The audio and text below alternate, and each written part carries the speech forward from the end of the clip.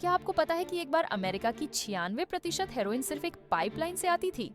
तुर्की के किसान कानूनी तौर पर अफीम उगाते थे दवाई के लिए, लेकिन अपराधी इसे चुराकर मार्से की गुप्त लैबों में भेजते थे। वहाँ केमिस्ट इसे शुद्ध हेरोइन में बदलते थे, जो 1000 गुना ज्यादा खतरनाक था। तस्करी के तरीके हैरान करने वाले थे। हेरोइन को कार के फ्रेम में छुपाते थे, जहाज के डिब्बों में, यहाँ तक कि वियतनाम से लौटने वाले मृत सैनिकों के शरीर में भी। डिटेक्टिव एडी ईगन ने इस जाल को पकड़ने की ठानी। उसकी जासूसी से ब्रुकलिन के बंदरगाह पर फ्रांसीसी अपराधी पकड़े गए। उनके पास 120 पाउंड हेरोइन थी, जिसकी कीमत $32 मिलियन थी। इस केस पर फिल्म भी बनी, लेकिन सबसे चौंकाने वाली बात यह थी कि पुलिस के सबूत कमरे से ज्यादातर हेरोइन गायब हो गई। भ्रष्टाचार पुलिस के अंदर तक पहुंच चुका था।